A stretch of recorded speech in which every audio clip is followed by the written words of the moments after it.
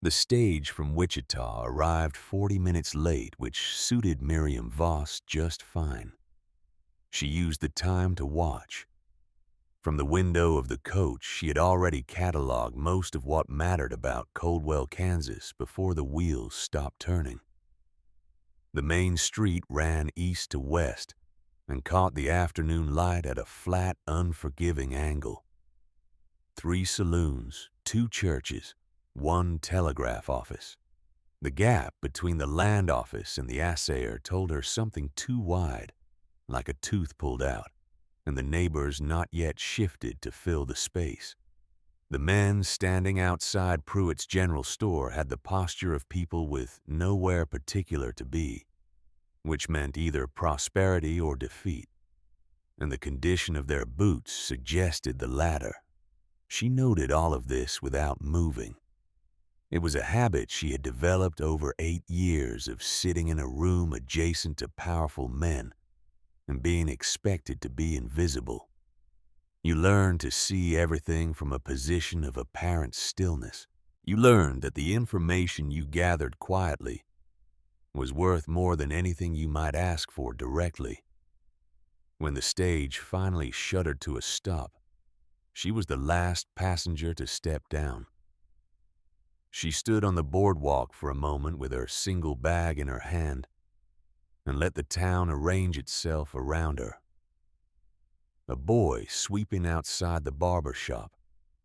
2 women crossing toward the post office who slowed almost imperceptibly when they saw her. A dog sleeping in the shade of a water trough, indifferent to everything. The smell of dry grass and horse and something faintly metallic underneath it. All the particular smell of a place that had been worked hard and was not finished. Being worked. Then she saw him. He was standing outside the land office, not the general store as she had half expected, and he was watching her with the particular quality of attention that belongs to men who have spent years making accurate assessments of things. He was taller than she had constructed from his letters, though his letters had given her very little to construct from. 4 sentences. The date of her arrival. The location of his property relative to the main road. The condition of the spare room. His name at the bottom written with the economical clarity of a man who had no interest in ornamentation. Callum Drought was somewhere past 40 with a face that had been weathered by sun, and something else that was not sun, and he moved across the street toward her with the measured deliberateness of a man who had stopped being in a hurry a long time ago. He looked at her hands before he looked at her face. She noticed that. She filed it. He stopped 2 feet away and said, "Mrs. Voss." "Not yet," she said. "Still Voss for another day or 2, I'd imagine." Something in his expression shifted, not quite a reaction, more like a recalibration. He picked up her bag before she offered it and turned toward the far end of the street without further ceremony. She followed him. The people of Coldwell watched this with the restrained intensity of a town that has learned to record everything and display nothing. Miriam felt it across her shoulder blades, that particular weight of collective observation. She did not adjust her posture or her pace. The wedding took place the following morning in the small cedar-smelling room behind the church that Reverend Boone used for purposes that required privacy and brevity.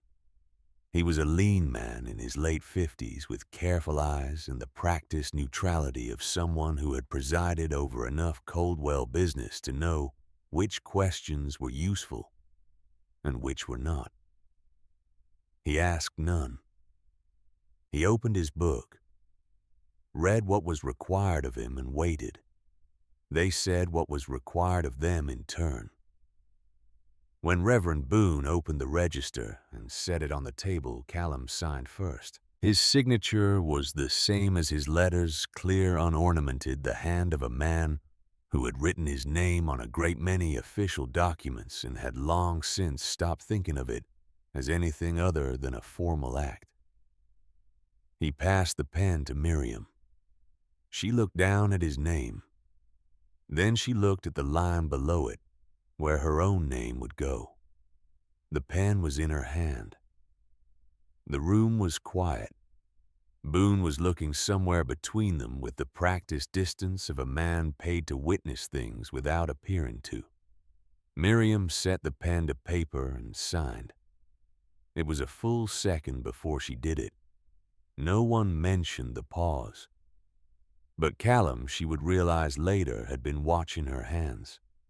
The drought property sat 2 miles west of town, on a stretch of land that was neither impressive nor neglected. It was the kind of place shaped entirely by function.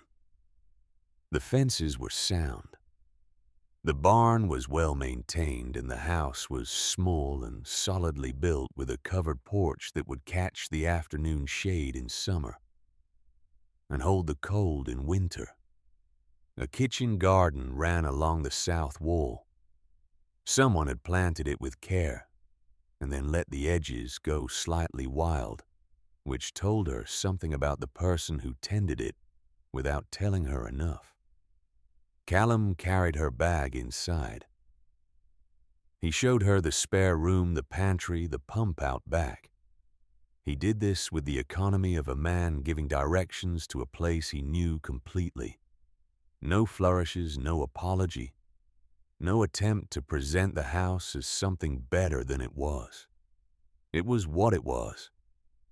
He appeared to have made his peace with that. Miriam stood in the kitchen and looked around with the quiet attention she gave most things. The shelves were organized by type rather than frequency of use, which was the system of a man who lived alone and had never needed to optimize for speed. The woodbox was stacked to exactly the right height, no higher. The table had been recently scrubbed. She could smell the lye, and there were 2 chairs at it, which was new. She was reasonably certain there had only been one before she arrived. "You keep a tidy house," she said. "I keep a functional one," he said. She nodded once. "That works for me." He looked at her for a moment longer than seemed strictly necessary. Then he went out to the barn, and she began reorganizing the pantry shelves by frequency of use, because there was no point in waiting to be settled before she started being useful. The first 6 weeks established a rhythm without either of them discussing it. Miriam cooked.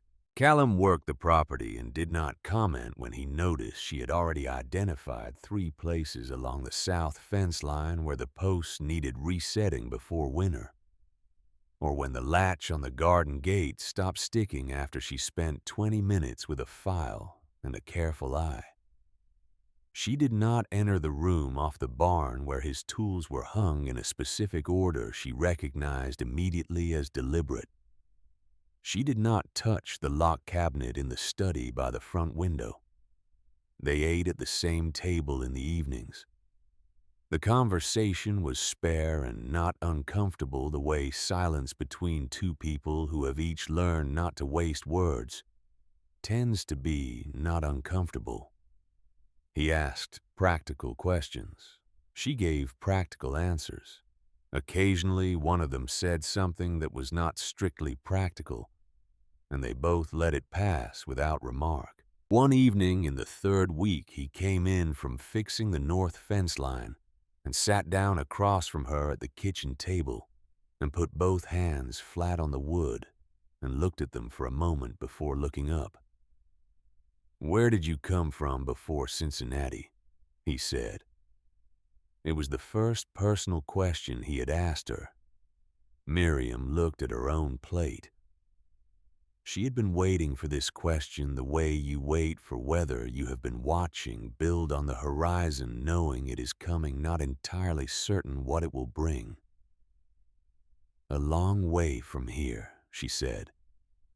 He nodded as though this answered something.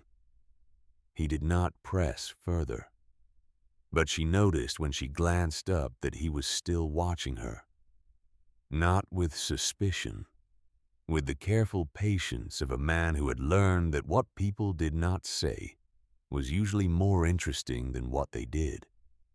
It was the first time she felt the particular discomfort of being seen by someone who was actually looking. She thought about Cincinnati for a long time that night, lying in the spare room with the Kansas wind working at the eaves.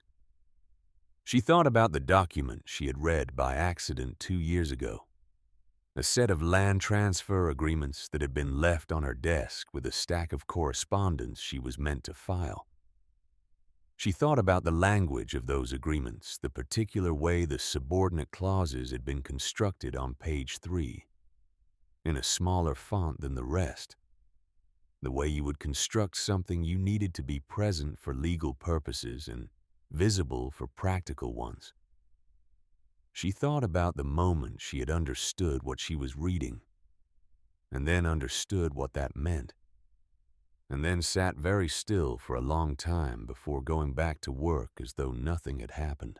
She thought about Aldridge and the conversation that followed 3 days later, and the offer he had made her a promotion, a raise, the quiet and mutual understanding that some things were better left unexamined.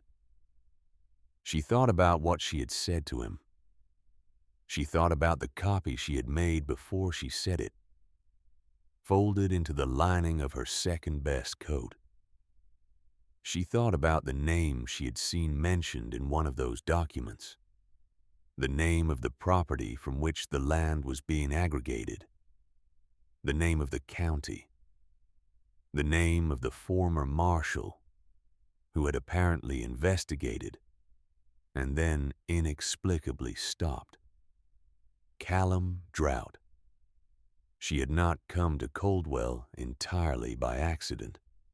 She let herself think this clearly alone in the dark, and then she filed it away in the same place she filed all the things that were true, but not yet useful, and she went to sleep.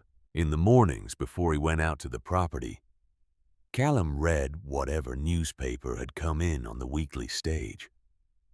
He did this at the kitchen table with his coffee, reading slowly and without apparent urgency, and he was precise about returning the pages to their original order when he finished. One Tuesday in the 4th week, Miriam was washing the breakfast dishes when she heard him set the paper down with slightly more deliberateness than usual.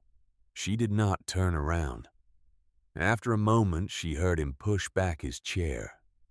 He set the paper on the edge of the table nearest her, not quite handed to her, not quite left as an afterthought, and went outside. She dried her hands and picked it up. On page 3, below a notice about the county fair, and above a brief report on a land dispute, 3 townships over was a small announcement. The Edelman property southwest quarter section was to be auctioned the following month.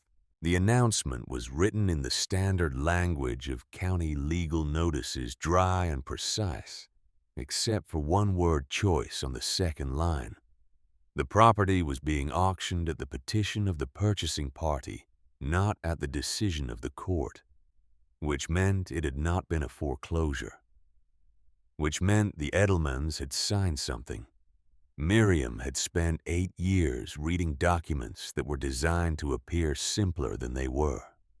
She knew the difference between the language a man used when he was making a willing choice and the language a man used when he had been maneuvered into believing he had a willing choice. This announcement had the second quality all through it, like a hairline crack in good china that you only see when the light hits it at the right angle. She set the paper back on the table exactly where Callum had left it. That evening at dinner she did not mention what she had seen, but she asked him as she cleared the plates whether he knew the Edelmans. He was quiet for a moment. "I know most people in Coldwell," he said. Are they leaving voluntarily? He looked at her across the table with that measuring quality she had come to recognize, the quality of a man adding things up without showing the arithmetic. What makes you ask that? The announcement was written by the purchasing party's representative, she said, not the county recorder. A pause, not long. That's an unusual thing to notice, he said. I spent 8 years noticing things in documents, she said. It becomes a reflex. Callum sat with that for a moment. Then he said, the Edelmans are leaving because they signed a contract 18 months ago that had a clause they weren't told about. They're not the first. The kitchen was very quiet. Outside, the wind moved through the grass with a dry paper sound. How many? She said. 7 families. That I know of. Miriam put the dishcloth down on the counter and turned to look at him directly. This was the most he had volunteered at once, and she understood instinctively that it had cost him something to say it, though she did not yet understand why. Who's running the contracts? Callum looked at his hands on the table. A man named Harlan Sess. He's been coming through Coldwell for 3 years. He represents a land acquisition company out of Wichita, though the company's principals are from further east than that. He paused. I used to know more about what he was doing. I stopped looking into it. Why? He stood up from the table. Because it was the right thing to do at the time, he said with the particular flatness of a man repeating a conclusion he had worked hard to reach and was not entirely at peace with. He went out to the porch without further explanation. Miriam stood in the kitchen for a while after he left. 3 days earlier at Pruitt's store, the woman behind the counter had asked her in the friendly, thorough way of a woman who considered social inventory part of her professional duties where she had come from before Milford. Miriam had answered honestly Cincinnati 8 years with a law office, a change of circumstances. She had not thought about it again. She thought about it now.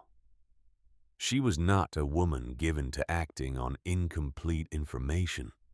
She preferred to understand the full shape of a thing before she moved toward it. But she was also practical enough to recognize when a shape was becoming clear enough to act on, even if the edges were still uncertain. She thought about the document in the lining of her coat. She thought about 7 families.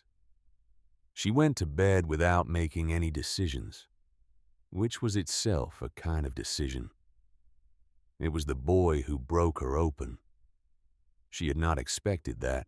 She had prepared herself for a great many things, had thought carefully about the various ways this situation might develop and how she would respond to each.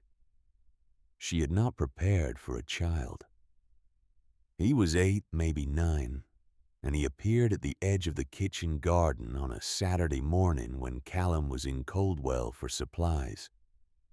He stood at the gate the way children stand when they have been told to do something difficult by an adult and are trying to muster the specific courage that difficulty requires.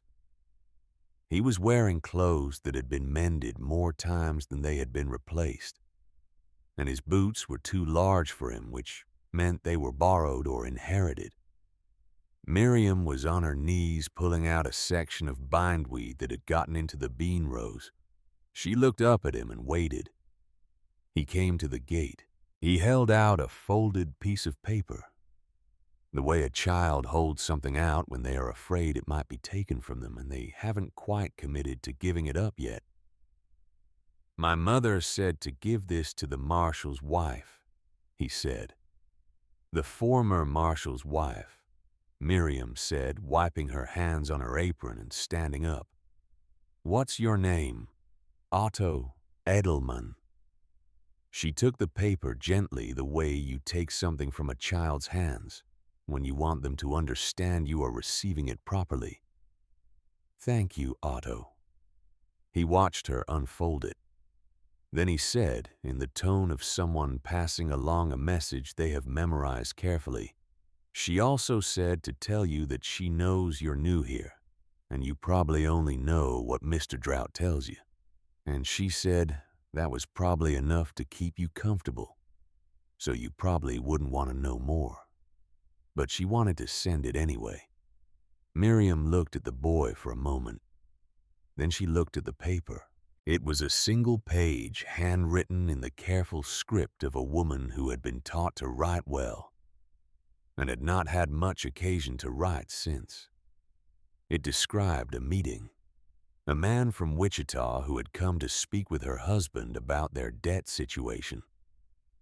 The drought of 2 years past had left them stretched thin, and the man had a solution. A purchase arrangement that would let them stay on the land as tenant farmers while liquidating the ownership liability. He had explained it thoroughly. Her husband had asked questions. The man had answered them. They had signed. 18 months later, they received a notice. The clause on page 3, paragraph 4, subsection B, a requirement to complete certain improvements to the southeast pasture within the contract period. Improvements they had not known were required. Improvements they had not completed because they had not known. The clause was very clearly written. It was simply written in a place and manner that made it very easy not to read. At the bottom of the page, in smaller writing as though added after the fact, "There are 6 other families. We have all compared our contracts. The same clause, the same language, the same page. We have tried to find a lawyer willing to take the case. We have not found one in Coldwell. We understand why." Miriam refolded the paper. She looked at Otto Edelman, who was watching her with the particular watchfulness of a child who has been asked to do something important by someone he loves. "Tell your mother I received it," she said. "Tell her I read it." He nodded and turned to go. "Otto." He stopped. "Is your family still in Coldwell?" "For now," he said. "Until November." She watched him walk back down the lane toward the road. He was small against the flat expanse of the Kansas plain, and he walked with the serious, deliberate gait of a child who had recently discovered that the world was not arranged in his favor and had decided to keep walking anyway. She stood in the garden for a while after he turned onto the main road and disappeared. The bean rows needed finishing. The bindweed would come back if she left the roots. The sky was the flat, bright blue of a September morning with no weather in it yet. Then she went inside, sat down at the kitchen table, and unfolded the paper again. She read it a second time more slowly, with the part of her mind she usually kept very quiet, the part that had spent 8 years reading what documents said underneath what they appeared to say. And what this document said underneath its careful and heartbroken accounting of facts was this: someone had designed a system, not a mistake, not a misunderstanding, a system with consistent language and consistent placement and consistent execution across at least 7 families in 1 county in Kansas, which meant there were almost certainly more counties, which meant there was almost certainly more money involved than the land itself was worth at current prices, which meant someone further east than Harlan Sess had decided that this particular stretch of the country was worth acquiring by the mile rather than the acre, and had hired competent people to do it in a way that would survive legal scrutiny. She thought about what Callum had said. 7 families. That I know of. I used to know more about what he was doing. I stopped looking into it. And then, very quietly, she thought, he didn't stop because he gave up. She was still sitting at the table with the paper in front of her when she heard Callum's wagon coming up the lane. She folded the paper and put it in her apron pocket. He came in with the supplies and set them on the counter and began putting things away, and she watched him do this with new attention. Not the attention she had given him in the first weeks, which was the attention of a woman assessing a stranger, but something different, something with more weight in it. "Callum," she said. I'd like to go to town tomorrow," she said. "I'd like to call on Mrs. Ida Cray." He was quiet for a moment with his back to her, his hands still on the shelf. "Why?" he said. Just the one word with nothing inflected on it. "I want to introduce myself properly," she said. "I've been here 6 weeks. It seems past time." He turned and looked at her. Whatever he was reading in her face, he was thorough about it. "Ida Cray is not particularly interested in being called on," he said. "Nevertheless," said Miriam. Another pause longer this time. "I have some things I need to do in town myself tomorrow," he said finally. "I'll drive you in." "Thank you," she said. She started putting the rest of the supplies away and he went out to the barn, and nothing more was said about it. But she noticed when she was setting the last of the flour on the shelf that the paper in her apron pocket felt heavier than a single page of handwriting had any right to feel. She did not sleep well that night.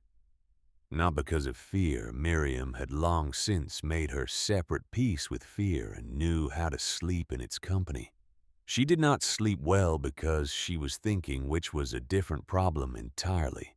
She was thinking about what she was about to do and whether it was the right thing, and how those two questions, which should have been the same question, kept sliding apart when she tried to hold them together.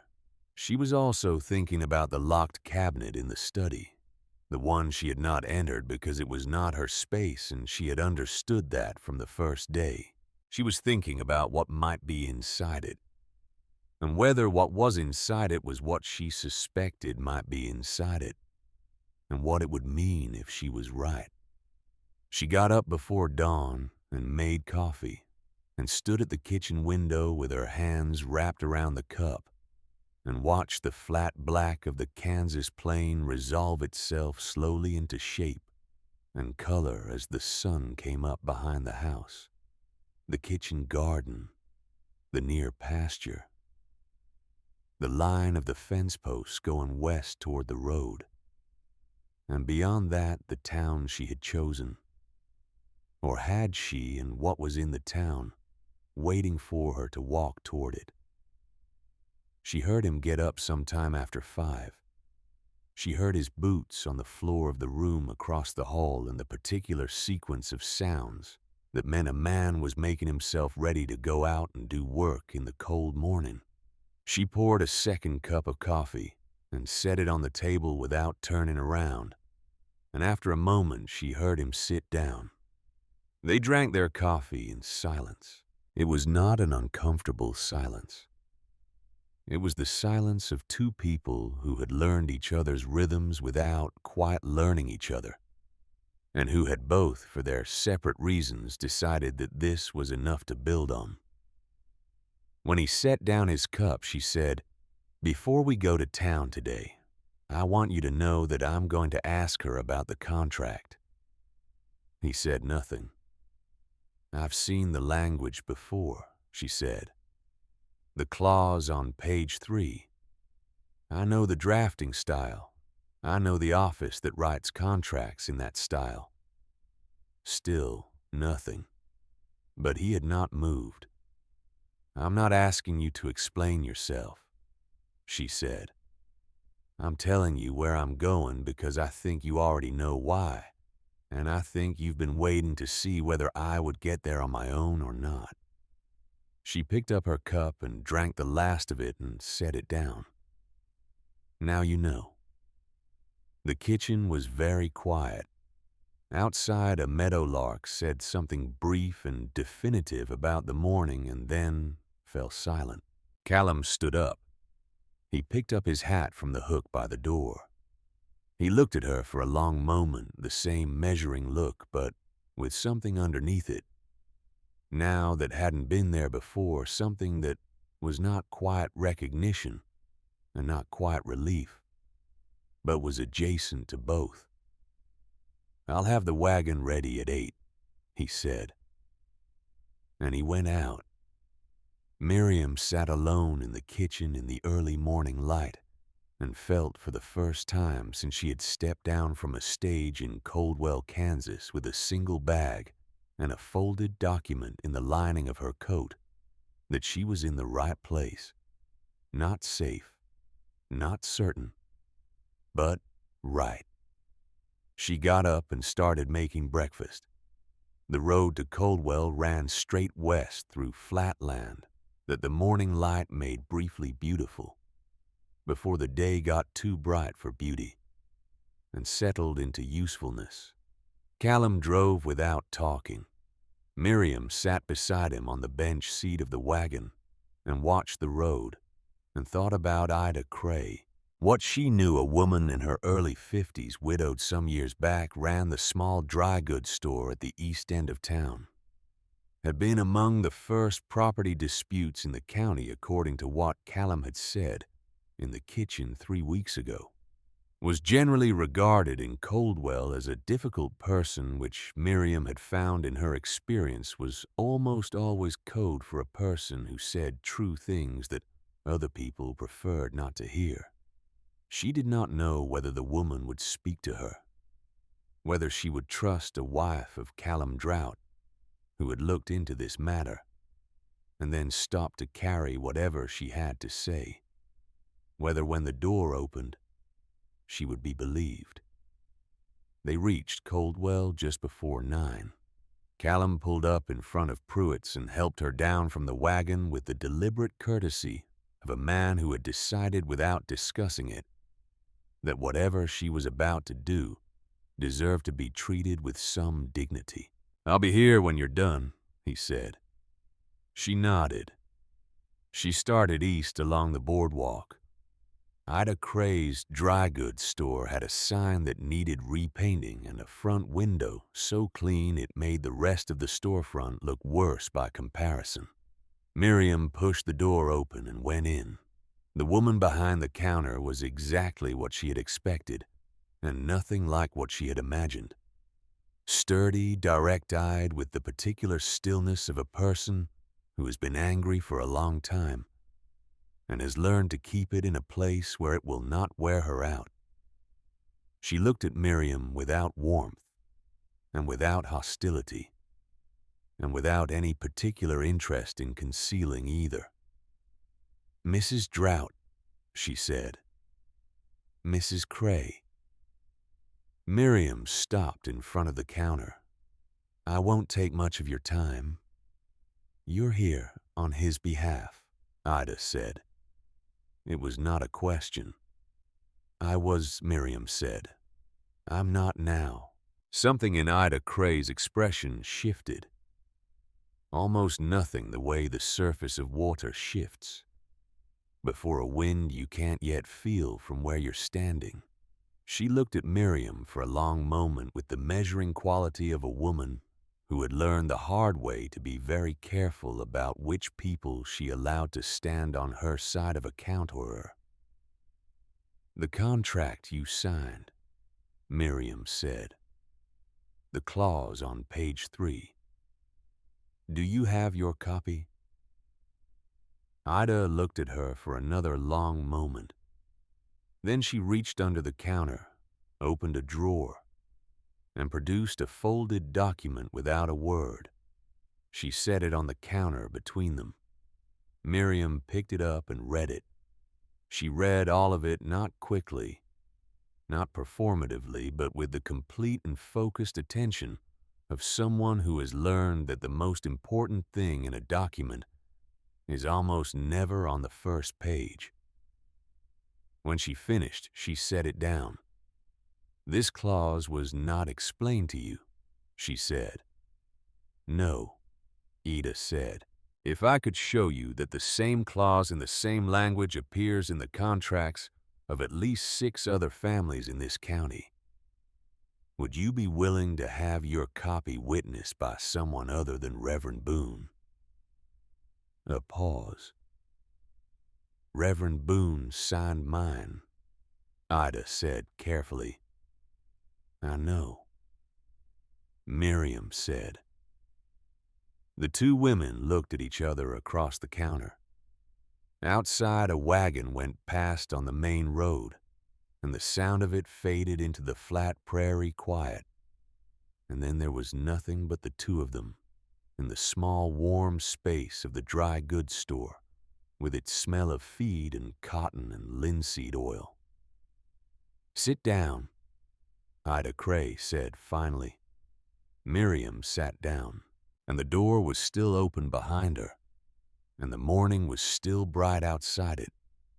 And in front of Pruitt's General Store 2 miles up the road, Callum Drought sat on the bench seat of his wagon and waited and watched the east end of town and thought about what his wife was doing and whether he had made the right choice in saying nothing to stop her.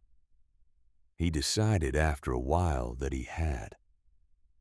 The morning Miriam understood how much she did not yet know she was standing at the kitchen window, watching Callum fix a section of fence in the near pasture. He worked the way he did everything without wasted motion, without pause to assess his progress, as though the gap between deciding to do something and completing it was a distance he had learned to make very short. She watched him drive a post with 3 strikes where another man would have used 5. And she thought, this is a man who has been precise about things for a long time. Precision like that is not natural. It is practiced. It comes from having learned at some specific cost that imprecision is expensive. She had been in Coldwell for 6 weeks.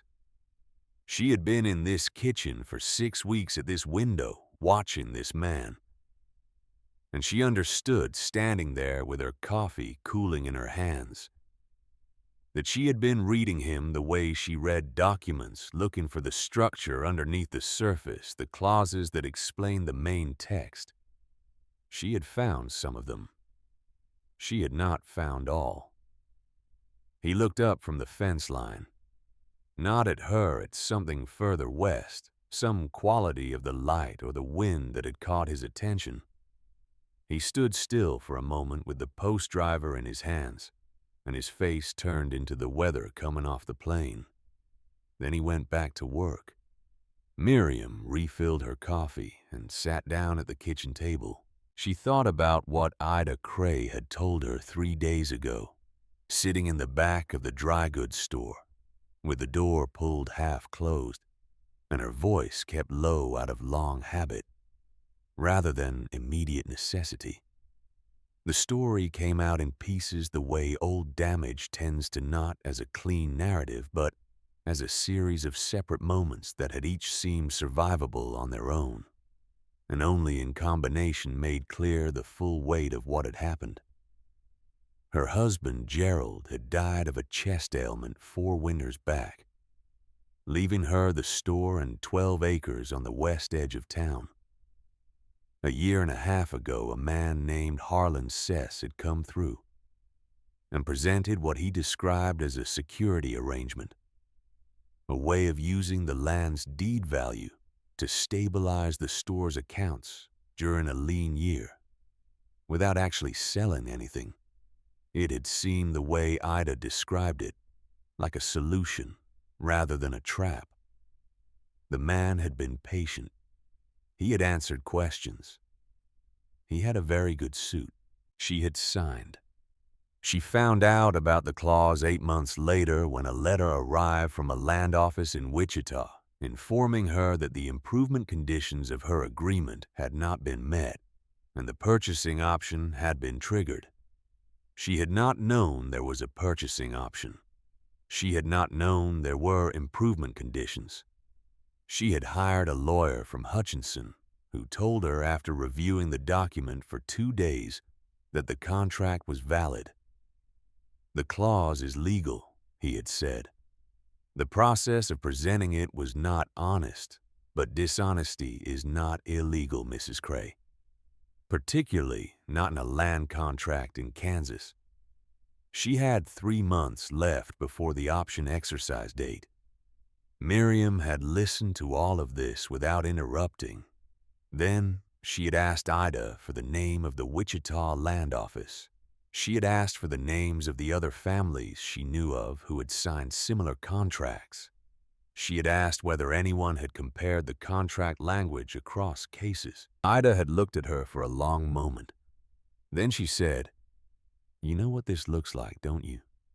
What it actually is." "I know what the documents say underneath what they appear to say," Miriam told her. "Yes. And you're Callum Drout's wife." "I am." "He knew about this," Ida said. Not an accusation. A fact being placed on the table between them carefully to see how it would land. "I know," Miriam said. "I also know he stopped. I don't yet know everything about why." She paused. "I intend to find out." Ida had looked at her for a long time after that. Whatever she was measuring, she appeared to reach a conclusion. She got up and went to a locked tin box at the back of the store and came back with 3 additional documents, contracts belonging to families who had given them to her for safekeeping, because they trusted her more than they trusted any institution in Coldwell. "Take these," she said. "Read them. Then tell me what you find." Miriam had taken them home in her market basket under the flour and the dried beans, and she had read them at the kitchen table after Callum went to bed. The language was identical across all 4 documents, not similar. Identical, the same phrasing, the same subordinate clause structure, the same placement on page 3 in a font precisely 2 points smaller than the rest of the text.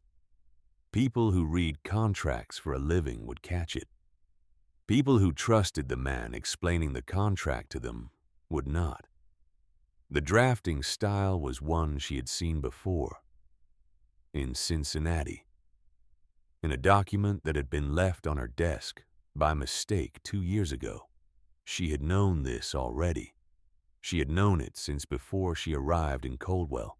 But knowing a thing from a distance and holding the evidence of it in your hands at a kitchen table in Kansas at 11 o'clock at night were different experiences, and she allowed herself to feel the difference before she folded the documents carefully and put them in the lining of her traveling coat alongside the copy she had kept from Cincinnati. Then she went to bed and slept, and in the morning she made breakfast and did not say anything about what she had found. The morning Callum brought in the coffee himself, something he had not done before, had not seemed to consider his responsibility in the division of their domestic arrangements, was the morning she understood that something had shifted in him too. He set the cup down beside her at the kitchen table where she was working through her weekly accounting. He poured his own and sat down across from her, and for a moment neither of them said anything. The kitchen was warm. Outside, a meadowlark was working through its morning inventory of the near pasture. "The Percival family left yesterday," he said. "Moved their things to a sister's place in Abilene." "I heard," she said. "That makes 8. The meadowlark outside found something more interesting further out and moved on. The kitchen was very quiet. The Percivals had a daughter, Callum said. 12 years old. Used to ride past the property every morning on her way to the schoolhouse. She had a red coat. He looked at his coffee. I noticed it was gone 3 days before they told anyone they were leaving. Miriam set down her pen. She looked at him across the table. He was not looking at her. He was looking at a middle distance somewhere between the table and the window at something she could not see. And he was not trying to describe. This was not a man who had made peace with what he had done. This was a man who had built a very precise structure around it and lived inside the structure because the alternative was not manageable. She recognized this because she had built similar structures herself at other times around other things. Callum, she said. He looked up. What is in the cabinet? She said. He did not ask her which cabinet. He looked at her for a long moment with the particular quality of a man who has been carrying a weight for long enough that he has forgotten what not carrying it feels like, and is trying to remember whether setting it down is something he is still capable of doing. He got up. He took the key from the inner pocket of his vest. She had known it was there. She had simply not said so. And unlocked the cabinet. He stood back and let her look. The files were organized chronologically, 12 of them spanning 3 years. Each one was labeled with a family name and a date. Inside each, a copy of the land contract, handwritten notes in Callum's precise hand, recording what he had observed and verified. And in some cases, a letter from the family describing the meeting with Harlan Sess. He had been building a case. Miriam pulled out the earliest file and read the notes. They were the work of a trained investigator, methodical, free of editorializing tracking patterns across transactions, with the rigor of someone who knew that feelings were not evidence. She had spent 8 years adjacent to legal processes, and she could recognize the quality of documentation that would survive scrutiny. These would survive scrutiny. She had spent enough time in the Cincinnati office reading correspondence from federal land offices to know one thing more. The intake process for a contested transfer required all accompanying documentation to be examined as a single package. You could not submit one piece and withhold another. Everything traveled together, or nothing moved at all. She had read this in a procedural letter that Aldridge had received and not answered, and she had thought about it on and off for 2 years. She looked up from the file. These are thorough. I was a marshal for 11 years, he said. I know how to build a case. Then why? Because Harlan Sess walked onto this property 3 years ago, he said. The day after, I sent a letter to the federal land office in Wichita requesting a review of the county transaction records. He paused. He didn't threaten me. He sat at that table, and he gestured at the kitchen table without looking at it. And he told me that my brother Owen was living under a false name outside Dodge City. That Owen had left Missouri 17 years ago ahead of a charge that had never been resolved. That the statute of limitations on that charge had not expired. Another pause. And that if someone in Wichita received my letter and started asking questions about land records in this county, someone might also start asking questions about an unresolved matter in Missouri, and might find it easier than expected to locate the man involved. Miriam set the file down on the cabinet top. Owen, she said. My younger brother.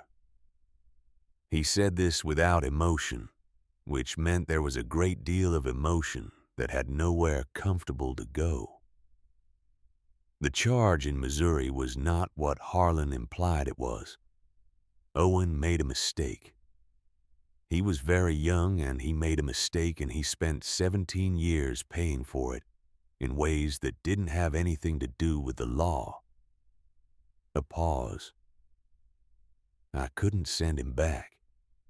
The kitchen light came in at its flat afternoon angle and made long shadows across the floor.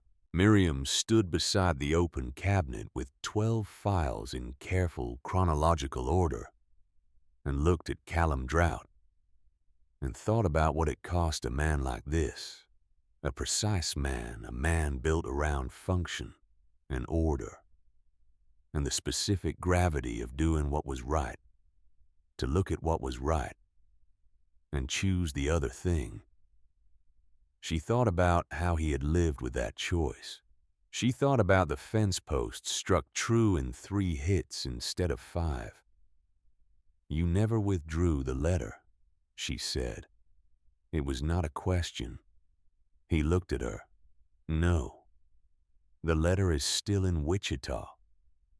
I don't know what happened to it, he said carefully. I received no reply. But you didn't withdraw it, she said again. No, he said. I didn't. Miriam picked up the earliest file again and held it. She was thinking about a thing she had not told him yet. The document in her coat. The office in Cincinnati. The thread that connected all of this to something larger and more deliberate than a single opportunist with a well-cut suit and a talent for patient predation. She was thinking about when to say it, and how and whether the order of revelation mattered. She decided it did not. I need to tell you something, she said, about why I came to Coldwell. She told him the way she had learned to tell things that mattered without ornamentation, in the order they happened with the relevant details and without the ones that were only interesting. She told him about the document left on her desk. She told him about the drafting style she recognized in the Coldwell contracts. She told him about Aldridge in the offer and what she had said to him. She told him about the copy she had made folded into the lining of her coat, which she had carried from Cincinnati to Coldwell on the calculation, the careful, deliberate, long-considered calculation that a former marshal who had investigated this matter was more useful to her than any lawyer she could afford, or any federal office she could write to without knowing whether Harlan Sess had anyone positioned to intercept the correspondence. When she finished, Callum was quiet for a long time. You chose me specifically, he said. I chose this situation specifically, she said. You were part of it. And the marriage was the fastest way to be here, in a way that no one would look at twice. She paused. I want to be honest with you about that. He looked at her. Not with anger. She had prepared herself for anger and found herself slightly unprepared for the absence of it. He looked at her with the expression of a man completing a calculation. He had begun some time ago and had suspected would come out this way. The pause, he said, when you signed the register. She met his eyes. Yes. You were deciding. I had already decided, she said. I was making sure I had decided clearly. A pause. There's a difference. He stood with that for a moment. Then he crossed to the table and sat down and put both hands flat on the wood the way he did when he was thinking something through completely before he moved. The document from Cincinnati, he said. It links the drafting office to Aldridge and Howe. It links the style to a set of contracts I can testify I saw at Aldridge and Howe, she said carefully. That is not the same as a documented link, but it is a thread. Combined with the files in that cabinet. Combined with the files in that cabinet and the contracts I have from Ida Cray and 3 other families. Yes, she said. It is enough of a thread that someone in Wichita would pull it. If someone in Wichita received it. If that person was not in a position to make it disappear. Callum looked at his hands on the table. And Owen is the thing that stops you. A silence. I'm not asking you to send him back, Miriam said.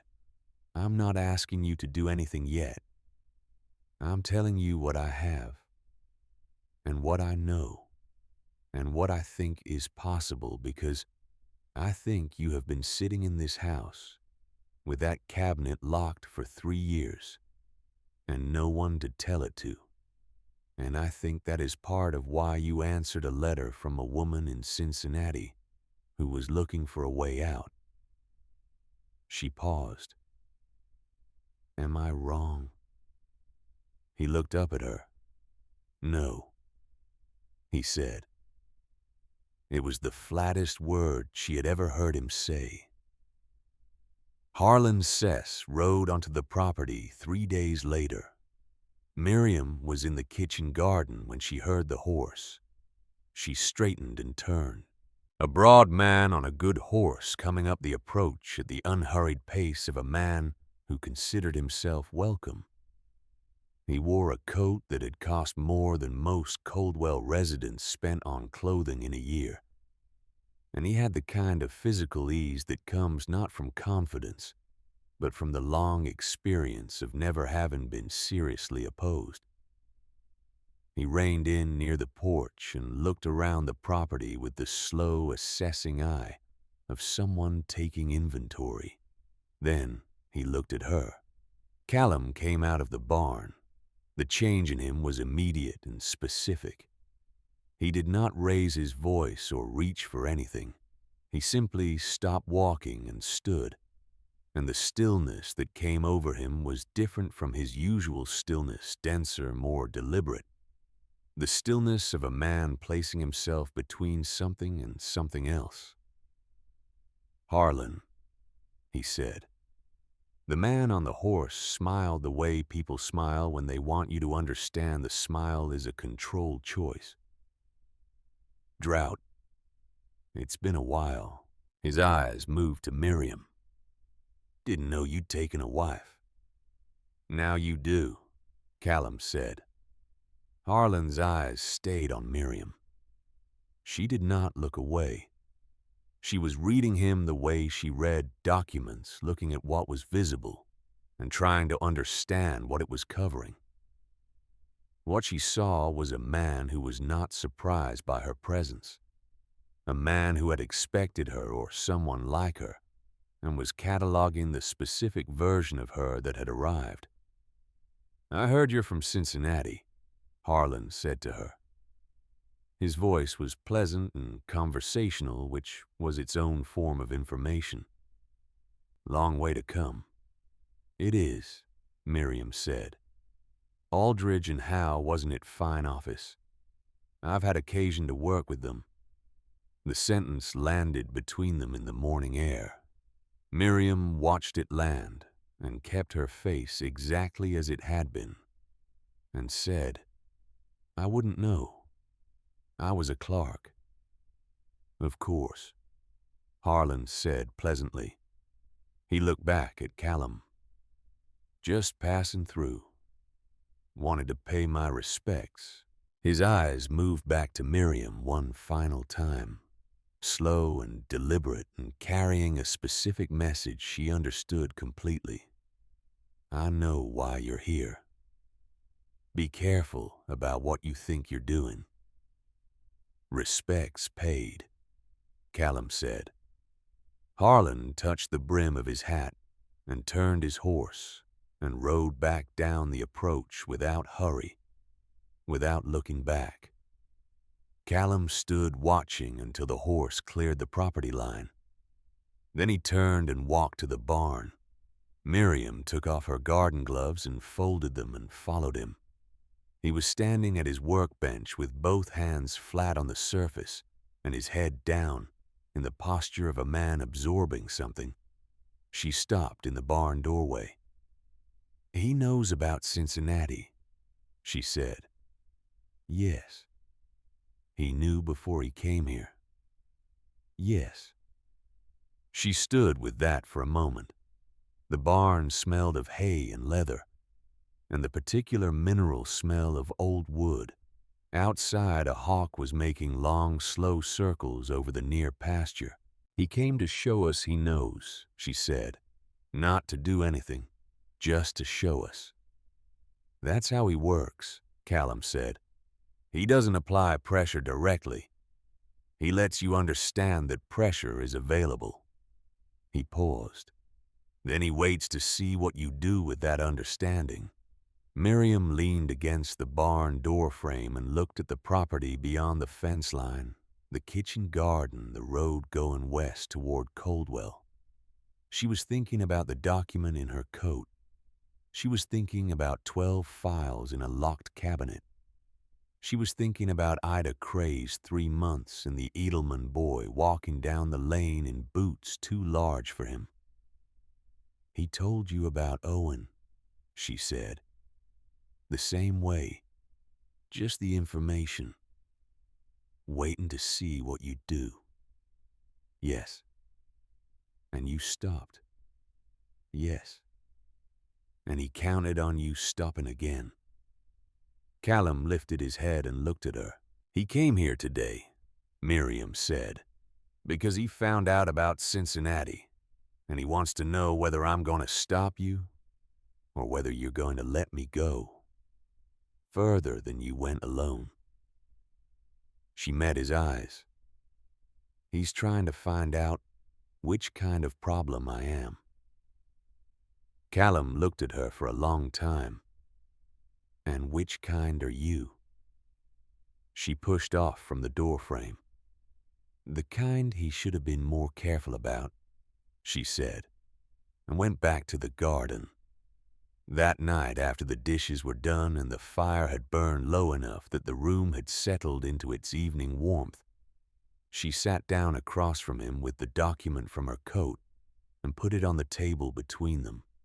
He picked it up. He read it the way she had read the files, completely, without rushing. When he finished, he set it down and looked at the wall above her head for a moment. "This links the contract language to Aldridge," he said. "It demonstrates the language was in use at Aldridge before the Coldwell contracts were drafted," she said, "which combined with the consistency across your 12 families. 8, he said. There are more I haven't verified. Combined with the consistency across the cases you have documented, and my testimony about where I first saw this drafting style, gives a federal investigator enough to open a formal inquiry." She paused. "If the investigator is not positioned to suppress it, which means we can't send it through normal channels." "No," she said. "We need someone specific. Someone outside this county and outside the immediate reach of whoever Harlan reports to." She paused again. "I have a name. A federal land commissioner in Topeka. I found him through correspondence at the Cincinnati office. He's been auditing transaction records in 3 Kansas counties. He's not from here, and he doesn't owe anyone in Wichita anything." Callum looked at the document on the table. Then he looked at her. "You came here with all of this already arranged," he said. "I came here with a plan," she said. "Plans change when you meet the actual people involved." She looked at the document. "I didn't know about Owen when I arrived." I didn't know the full scope of what you had in the cabinet. A pause. I didn't know you. He was quiet. The plan as it stands, she said, requires something I cannot do on my own. It requires someone Harlan has no hold over. Someone whose next action he cannot predict because the thing that was meant to stop them has been removed. She looked up at him. As long as Owen is a pressure point, Harlan knows where to push. Callum sat very still. I'm not telling you what to do, she said. I'm telling you what the situation is. She paused. You already know this. You've known it for 3 years. The fire made its small sounds. Outside, the Kansas dark was complete and windless, the kind of night that makes a house feel very small against the plain. Callum stood up. He took his coat from the hook by the door. He put it on and then his hat. Miriam looked at him. Where are you going? There's something I need to do, he said. I need you to stay here tonight. She looked at him for a long moment. Callum, I'll be back before morning, he said. Dodge City is 4 hours east by the road along the river. The door opened. The cold came in for a moment. Then the door closed behind him, and she heard his boots on the porch boards, and then the sound of the horse being brought out of the barn, and then hoofbeats going east diminishing, and then nothing but the fire and the dark and the flat open silence of the Kansas night. She sat at the table for a while. Then she got up and added wood to the fire and made tea, and sat back down with the document in front of her and the 12 files she had quietly removed from the cabinet before dinner and arranged in order on her side of the table. She worked until the fire needed tending again. She worked until the tea went cold. She worked with the focused, unhurried attention of a woman who has learned that the most useful thing she can do in the space between deciding and acting is to make sure when the time comes that everything is exactly right. Outside, the dark held its ground. The plain was silent in every direction. And somewhere east along the river road, Callum Drought was riding toward a reckoning he had postponed for 3 years because the woman sitting at his kitchen table had said without softening it, as long as Owen is a pressure point, Harlan knows where to push. She had not told him what to do. She had simply told him the truth clearly enough that he could see it without looking away, which was, she had learned over many years of careful observation, the only kind of help that actually worked. He came back at 4:30 in the morning. She was still at the table. He came in quietly, the way a man comes in when he's been out all night and is not certain of his welcome, and he stood in the kitchen doorway for a moment with his coat still on, and the fine, dry scatter that passes for snow in Kansas, before real winter caught in the brim of his hat. He looked at the table, at the files arranged in the order she had put them, at the document from Cincinnati, at her sitting straight-backed across from where he usually sat with a cup of cold tea at her elbow and a piece of paper in her hand. Then he reached into the inner pocket of his coat and took out a folded document and set it on the table in the only empty space there was. She looked at it without picking it up. Owen signed it willingly, Callum said. He's been waiting for years for someone to let him. He paused. He said it's a relief, that the weight of it was worse than whatever comes next will be. Miriam looked at the document. A voluntary statement, the kind that filed with the right court would resolve a warrant and remove a lever. She looked up at him. His face was weathered and tired, and something else, something lighter than she had seen in it before, as though something that had been anchored there had come loose, and he was still deciding what to do with the change in his own weight. "Sit down," she said. "I'll make coffee." He sat down. She made the coffee, and in the hour before dawn, at a kitchen table in Coldwell, Kansas, with the files of 12 families spread between them and the cold coming in at the base of the door, and the first gray beginning to show at the window, they began to build together carefully, with the particular precision of two people who had each been doing this alone for too long. The thing that would end it. The plan took 4 days to build correctly. Miriam had learned in 8 years of working adjacent to people who moved money and land and legal language around, with the confidence of men who believed such things belonged to them by nature, that the difference between a plan that worked and a plan that almost worked was almost always in the preparation. Almost works were how people got hurt. Correctness was slow and ingrained and worth every hour it required. So they were slow about it. Callum sent Owen's statement by private courier to a court recorder in Topeka. Not the nearest court, not the most convenient, but the one whose clerk he had corresponded with 11 years ago on an extradition matter, and whose name he still remembered because reliable people were worth remembering. He enclosed a brief letter explaining the circumstances. He did not explain more than was necessary. Miriam wrote to the federal land commissioner in Topeka.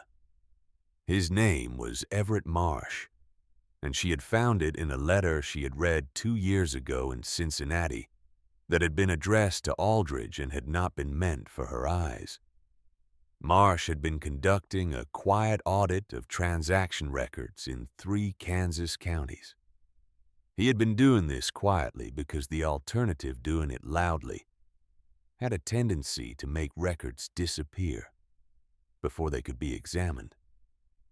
She wrote to him at his home address, not his office, in an envelope that gave no indication of its origin. Inside, she listed in precise numbered sequence what she had the document from Cincinnati, demonstrating the drafting style Callum's 12 files.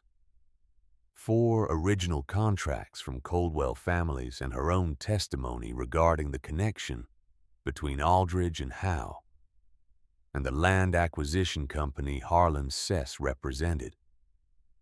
She wrote, "I am not asking for anything except that this reaches someone who will read it. I believe you are that person. I believe this because of the letter you sent to Aldridge and Howe in September of 1877, which you should know was read by at least one person who was not its intended recipient, and who has been thinking about what to do with that knowledge ever since." She sealed the envelope and addressed it in a hand different enough from her usual to be unrecognizable to anyone who had seen her sign a register. She gave it to Callum, who gave it to a cattle driver passing through Coldwell on his way north, with payment enough to ensure it would travel faster than any post. Then they waited. Reverend Boone came to the property on the 3rd day.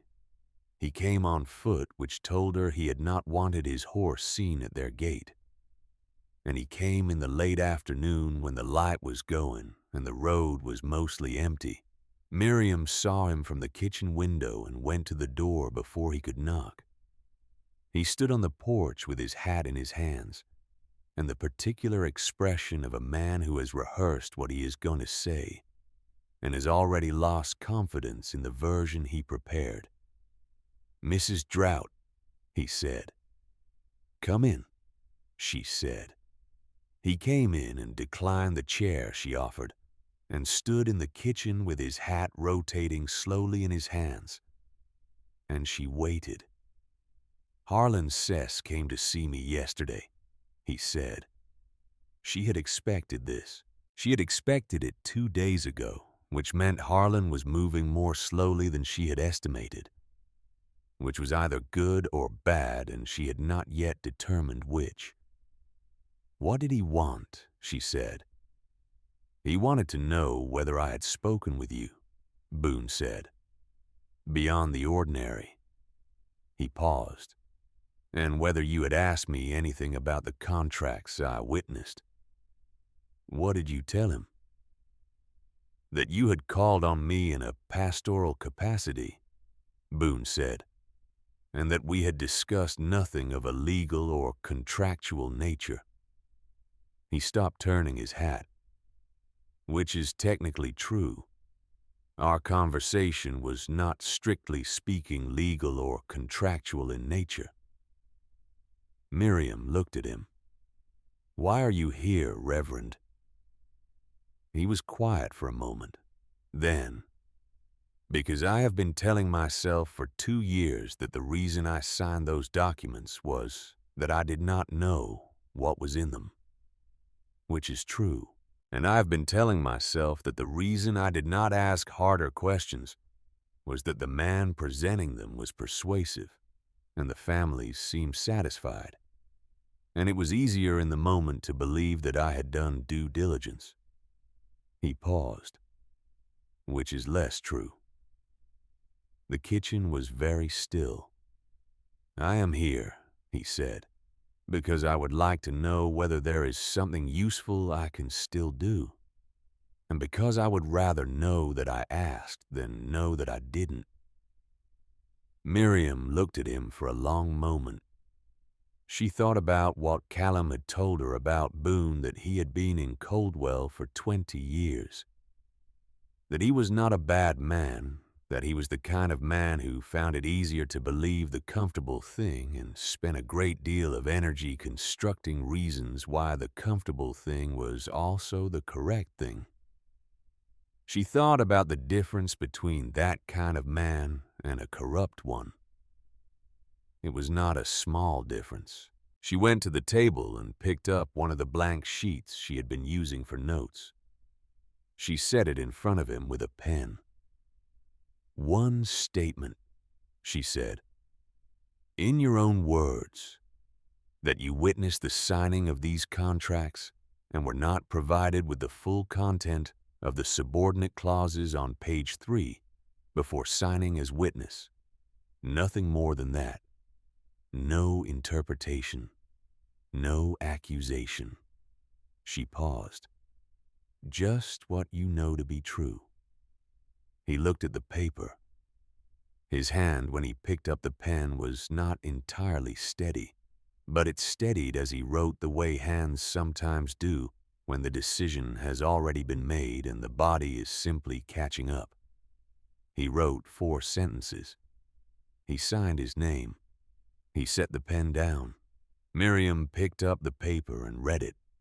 It was exactly what she had asked for, precise, factual, and written in the careful hand of a man who had chosen very late to be useful. Thank you, she said. He put his hat back on. At the door, he paused without turning around. Mrs. Drought, I don't know what you're planning, but I want you to know that whatever it is, it should have been done 2 years ago. By someone more capable than me. He went out. She heard his footsteps on the porch, and then on the frozen ground going back toward the road. And then nothing. She set Boone's statement with the other documents and went to find Callum in the barn. On the 4th day, a letter came from Topeka. It was addressed to Callum, which was how she had expected it would come. Marsh would not write to a woman he did not know. At an address he could not verify, but he would write to a former marshal. Because former marshals were a category of person that federal land commissioners occasionally found useful. The letter was brief. It said that the matter described in recent correspondence was of interest to the commissioner's ongoing work in the region, It said that a formal document intake would be possible in Coldwell if the relevant materials could be made available for examination. It said that this intake would require a properly witnessed transfer, which was to say, a transfer signed by a legally competent adult in the presence of the materials described. It did not say, "I believe you." It did not need to. What it said underneath what it said was, "Send me something I can use and sign your name to it." Miriam read the letter twice. Then she set it down and looked at the table and the files and Boone's statement and the document from Cincinnati and the 4 contracts from the Coldwell families. And she thought for the first time since she had arrived in this county that the shape of the thing was complete enough to see whole. That evening she told Callum what she intended to do. He said no immediately, not loudly. Callum Drought did not do anything loudly, but he said it with the complete flatness of a man who has decided. And she had learned in 3 months of living in his company that complete flatness meant something different from ordinary refusal. Ordinary refusal was a negotiating position. Complete flatness was a wall. "I heard you," she said. "Tell me why." "Because Harlan Sess will be expecting something," he said. "He came here. He went to Boone. He's watching us. If you walk into his office to sign a document as a witness, he will know you're doing more than witnessing." "Yes," she said. "He will. Then, he will know I'm doing more than witnessing," she said, "and he will let me do it anyway, because he believes that whatever I sign he can manage, because he has managed everything that has been put in front of him for 3 years. And the one person who was close to stopping him stopped voluntarily, and now that person's wife, a woman, he has already assessed and found, I think, somewhat more manageable than the evidence suggests, is walking into his office." She paused. "He will let me in because he thinks he has already won." Callum looked at her across the kitchen table, and if he's right, he's not. "Miriam." He said her name the way he said things that mattered without inflection, which made it carry more weight than if he had raised his voice. "You are proposing to sit across from a man who already knows you worked at Aldridge, who has 3 years of experience neutralizing people who knew more than you do, and hand him a document you have signed." "A document I have signed incorrectly," she said. A pause. "The transfer intake requires a witness signature in a specific position on the form," she said. "If I sign in the wrong position, not the witness line but the addendum space on page 3, the transfer is invalid on its face. It triggers a mandatory review. Any document submitted as part of that transfer comes under examination automatically." She paused. "I also intend to write 4 words in the addendum space before I sign." She told him the 4 words.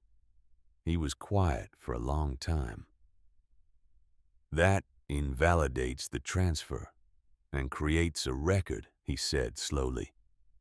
"A record that travels to Topeka with the intake packet, where Everett Marsh has already indicated he is expecting to receive materials relevant to his audit." She paused.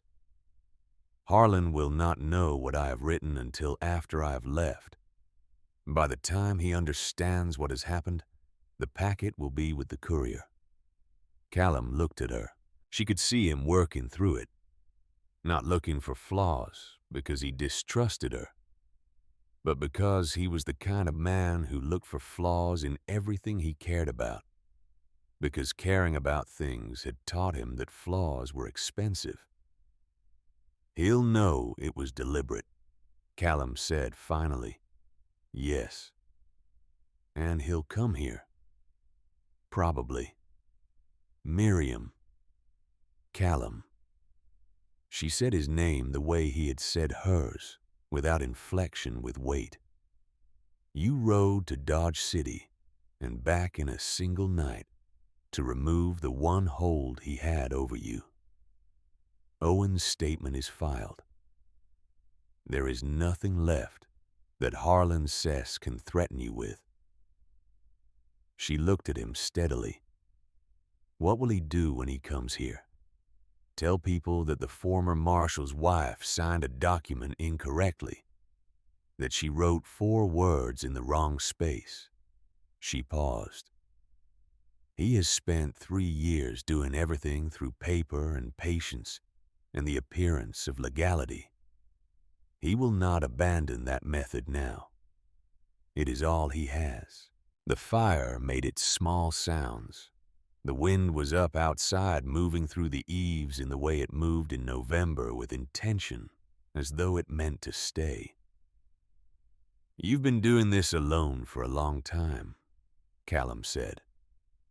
She met his eyes. I know, she said. That's not a criticism, he said. It's an observation. He paused. You came here with a plan you built alone. You've been adjusting it alone since you arrived. Even now, the way you're explaining this to me, you're not asking me to decide with you. You've already decided, and you're presenting it for approval. Miriam was quiet. It was true. She knew it was true. She had been doing things alone for long enough that collaboration had become something she narrated rather than practiced presenting conclusions, rather than building them in company. Because building them in company required trusting that the other person's contribution would be worth the exposure of the unfinished thinking. Then tell me what I'm missing, she said. He was quiet for a moment. Then, Harlan knows you. He doesn't know me not the way I am now, with Owen's statement filed and nothing left to lose. When you go into that office, you should not go alone. Not because you need protection. He paused. Because you deserve to not have to do it alone. She looked at him across the table for a long time. You'll wait outside, she said. I'll wait outside, he said. I won't come in unless you need me to. I won't need you to. I know that, he said. I'll be there anyway. They sat in the firelit kitchen in the November evening and worked through every detail until there was nothing left to question. And then they went to bed and slept, which was itself a form of decision. The decision that they had done what could be done, and that what remained was to go and do it. Harlan Sess had taken a room at the Coldwell Hotel and converted its small sitting area into a temporary office with the ease of a man who was accustomed to conducting business in rented spaces. When Miriam arrived at 10:30 on a Tuesday morning, he was reviewing papers at a writing table positioned to face the door, which told her he had been expecting her, or expecting someone, and had arranged himself accordingly. He stood when she came in. Good manners were part of the method. Mrs. Drought, he said. What a pleasant surprise. It was not a surprise to either of them, and they both knew it. She sat down in the chair across from his table without being invited, and set her hands in her lap and looked at him with the expression she had developed over 8 years for dealing with men who assumed that pleasantness was a form of control. You have a document transfer for the Cray property, she said. I understand you need a local witness of standing. He looked at her for a moment. Then he sat back down unhurried and opened the folder on his table. That's correct. The final transfer for the west parcel. A formality at this stage, the option has already been exercised. This simply completes the county recording.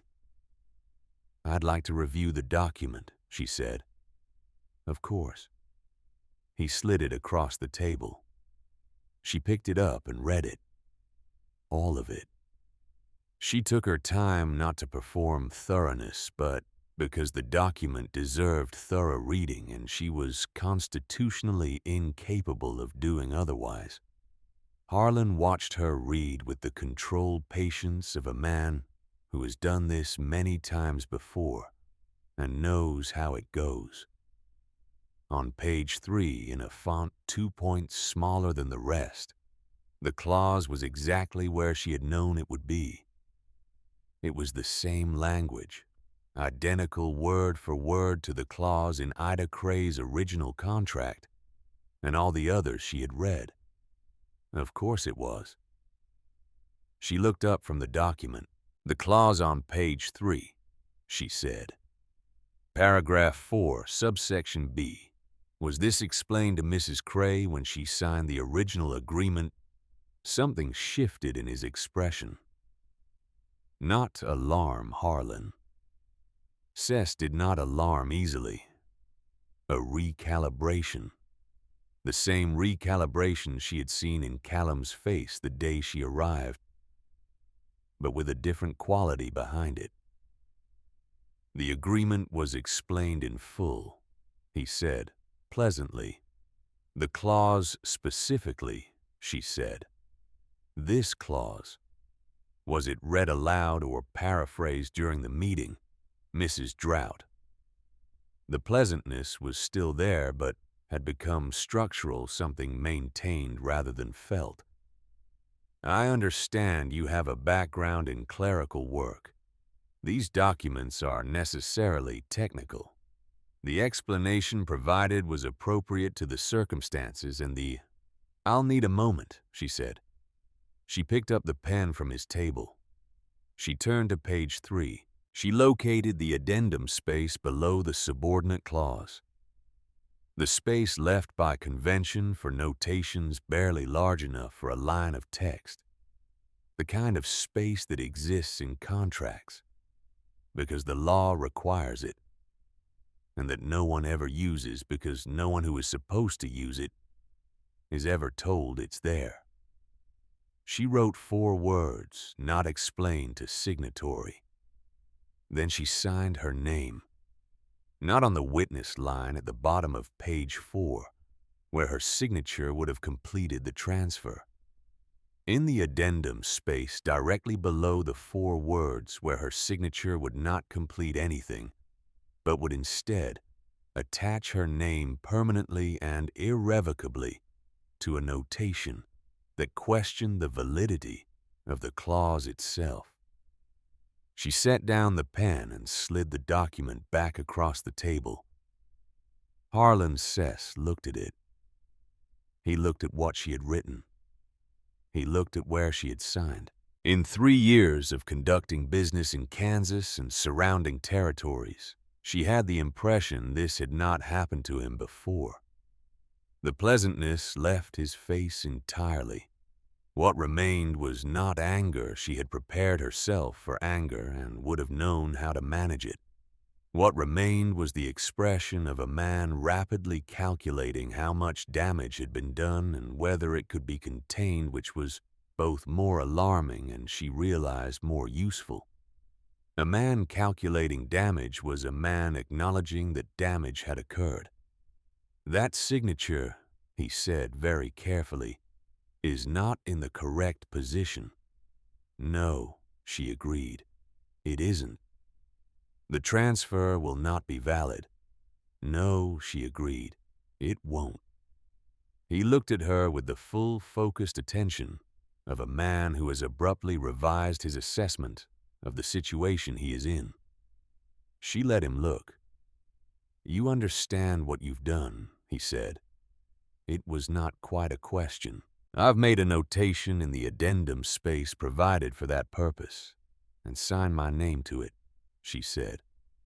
"I've also declined to sign as witness in the designated position, which means the transfer is incomplete and will require review before it can be recorded." She paused. This document, along with the intake packet I've prepared, will be forwarded to the Federal Land Commissioner's office in Topeka, where I believe there is an ongoing audit of transaction records in this county. The 4 words I've written are factual and can be corroborated by the signatory of the original agreement. She stood up. "You've been building something very carefully for 3 years," she said. "The paperwork is thorough. The legal construction is sound. The individual transactions are each defensible in isolation." She picked up her bag. But a pattern is not a transaction. And when someone begins examining the pattern with the right documents in front of them, the individual defenses stop working. Harlan Sess did not move. "Mrs. Cray has 3 months left on her option date," Miriam said. "The review process takes 4 to 6 months. The math is not in your favor." She walked to the door. "Mrs. Drought." His voice behind her had lost all of its social register. What was left was flat and direct and entirely honest for the first time since she had walked in. "You should be very clear about what you're starting." She stopped at the door. She turned and looked at him one final time. "I'm ending it," she said. "There's a difference." She went out. Callum was standing on the boardwalk across the street with his hat in his hands and his eyes on the door of the hotel. When she came out, he crossed without hurrying and fell into step beside her, and they walked back toward where the wagon was hitched without speaking. After a block, he said, "How did it go?" "As expected," she said. He nodded. They walked another half block. "Did he threaten you?" "He started to," she said. "He stopped when he realized it wasn't going to change anything." They reached the wagon. He helped her up and then got up himself and took the reins and sat for a moment without starting the horse. "Miriam," he said. She looked at him. "The 4 words," he said. "Was that always the plan?" She thought about how to answer this honestly. "The mechanism was always the plan," she said. "The specific language came to me the night you went to Dodge City, when I was sitting at the table with the files, and I had 4 hours to think without being interrupted." She paused.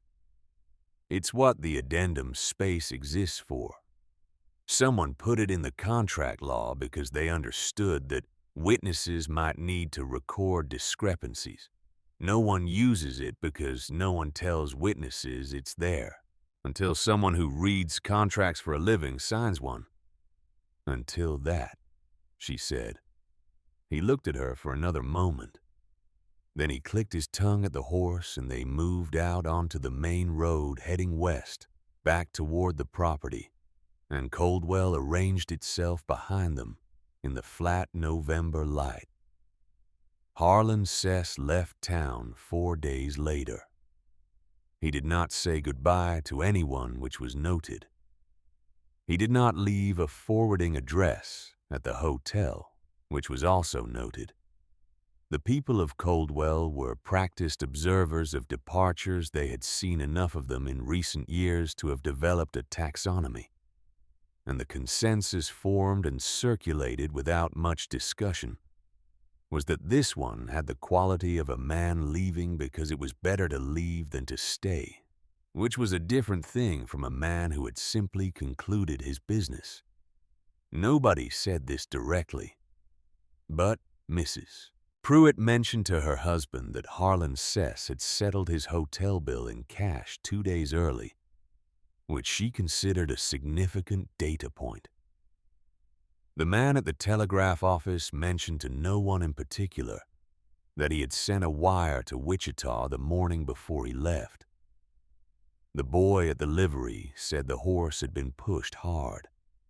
Coldwell filed all of this away and waited to see what came next, which was what Coldwell had always done and which it was reasonably good at.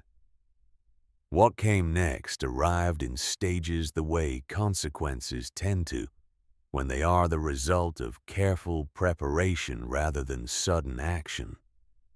The Federal Land Commissioner's office in Topeka acknowledged receipt of the intake packet within 2 weeks addressed to Callum as expected, saying very little beyond the fact of receipt and the fact that the materials were under review. 3 weeks after that, a longer letter arrived containing specific questions about the documentation, the kind of questions asked by someone who has read the materials and found them credible and is now building the structure needed to act on them. Callum answered them. Miriam reviewed his answers and suggested 2 additions. He made them without comment, which was his way of indicating that he thought she was right. She filed both letters with the rest of the correspondence and did not read them again, because what was done, and reading it again would not make it more done. Ida Cray received a formal notice 6 weeks after Miriam's visit to the hotel. The notice informed her that the transfer of her property had not been recorded due to an irregularity in the witness documentation, and that the option exercise date had been suspended pending review. It was written in the particular language of bureaucratic holding patterns, but underneath that language, what it said was, "Nothing is happening to your land while we look at this." She read it 3 times. Then she put it in the tin box at the back of the store where she kept the things that mattered, and she opened the store and served the first customer of the morning, and did not tell anyone what the letter had said. But the woman who ran the dry goods store at the east end of town had a quality about her in the weeks that followed that the people of Coldwell noticed without quite being able to name something that had been braced in her for a very long time and had been released. The Edelman family did not come back to Coldwell. They had already committed to the sister's place in Abilene, and a life once moved is difficult to move back. But a letter arrived for Otto's mother in December, postmarked Coldwell with no return address, informing her that the transaction on their property was among those under formal federal review, and that they might wish to retain legal representation. The letter listed the name of a lawyer in Hutchinson, who had, it appeared recently, agreed to take several related cases at a reduced rate. Miriam had written the letter herself. She did not mention this to anyone.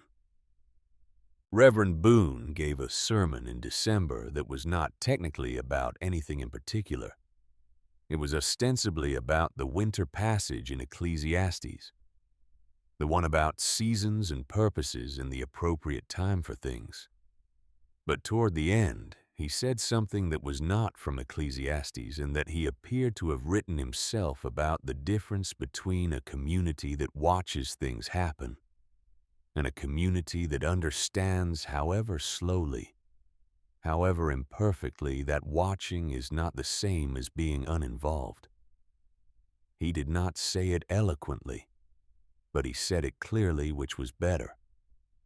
The woman named Mrs. Pruitt remarked to her husband afterward that the sermon had been unusual. Her husband said he thought it had been pretty good. Mrs. Pruitt considered this and said she supposed that depended on where you'd been sitting.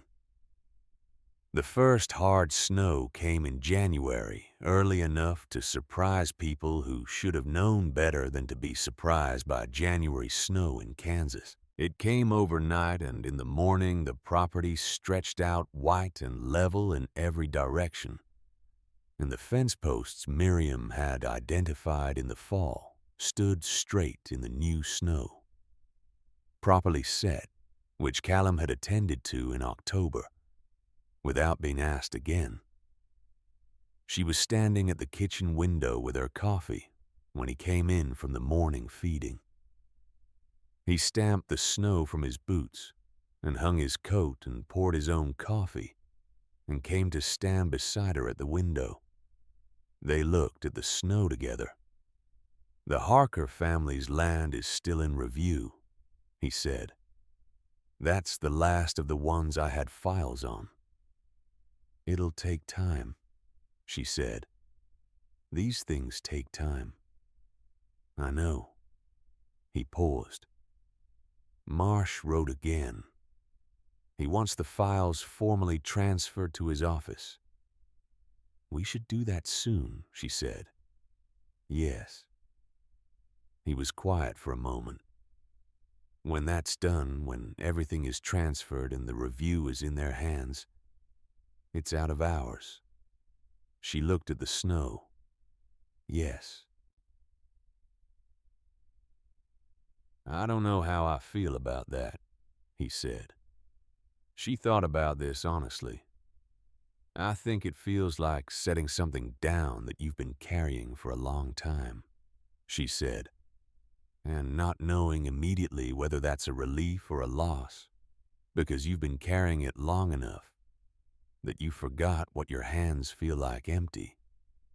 He was quiet beside her. "Both," he said finally. "I think it's both." She nodded.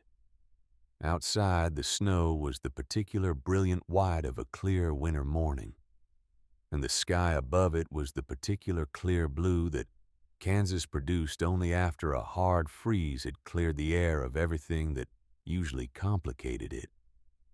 "Callum," she said. I want you to know something."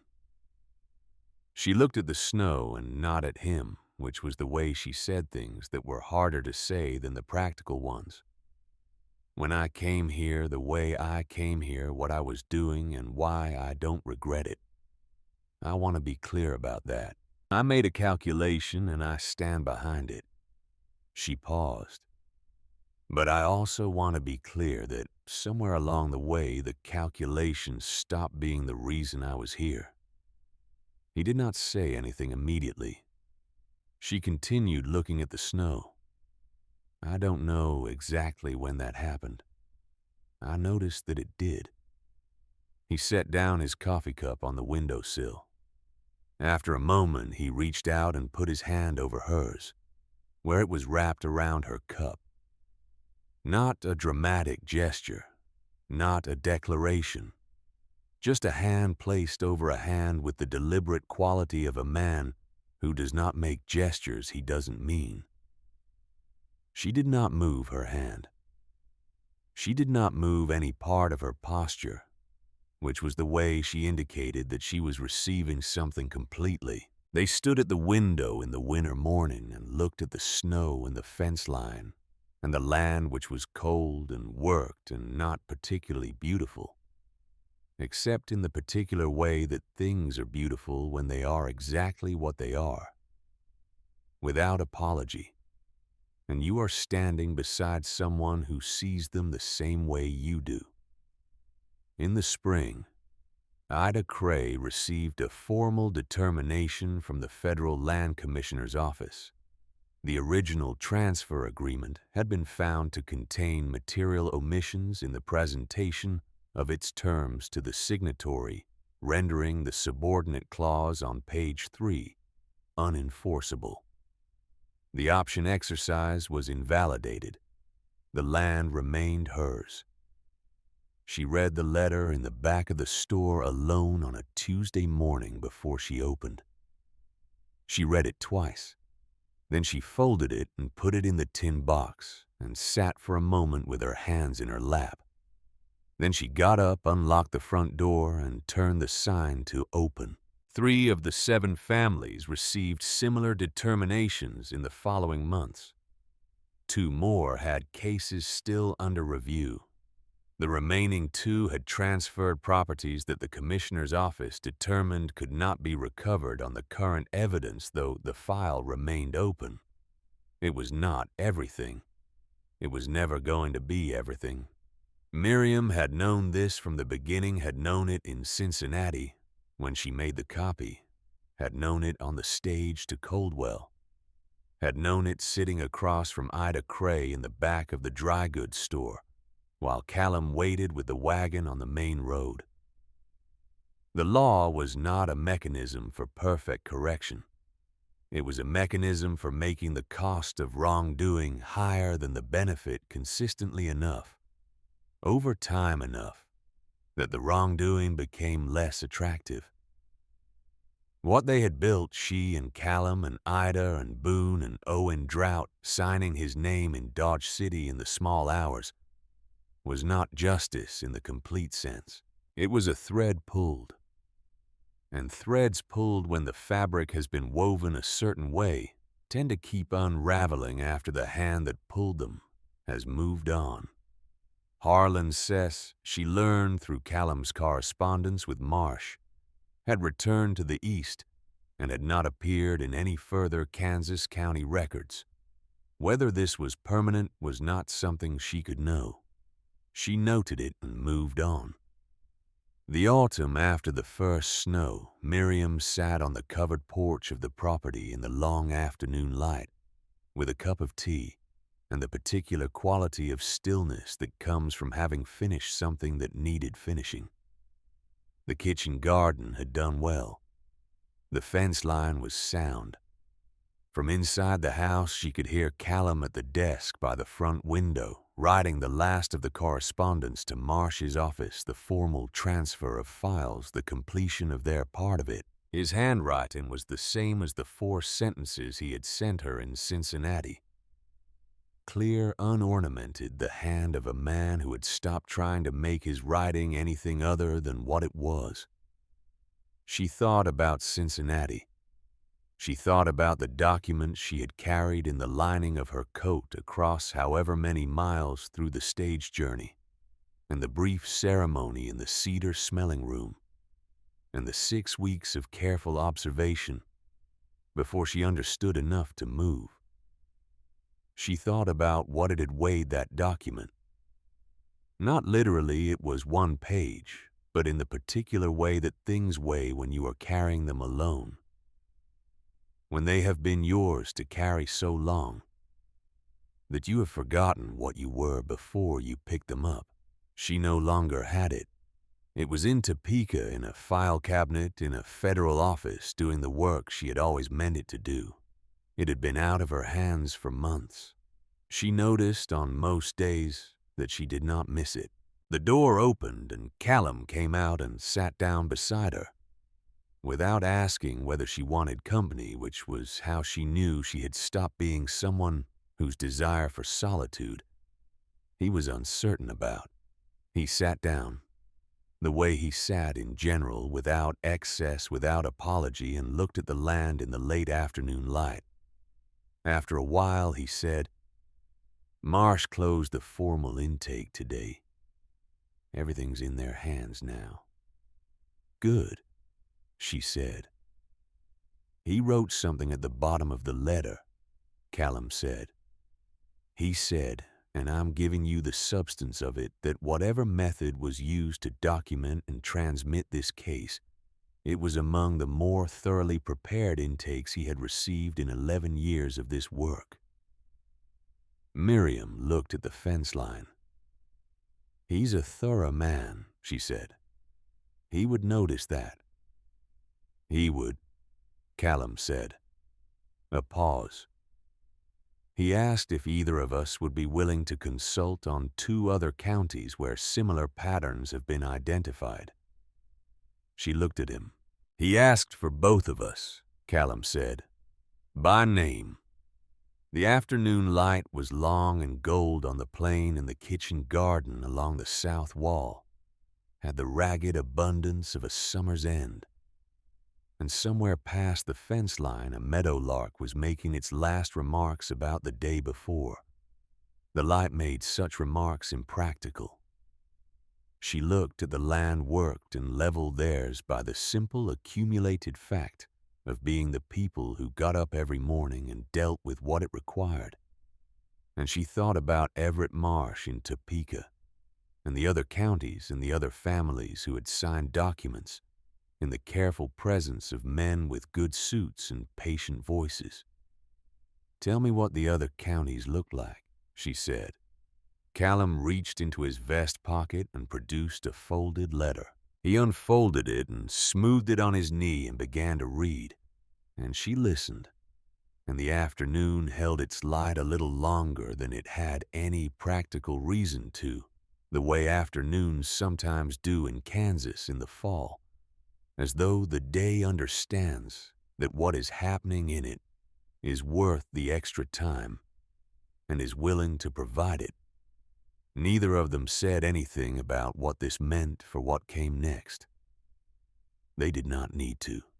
They sat together on the porch until the light was gone and the plain was dark in every direction.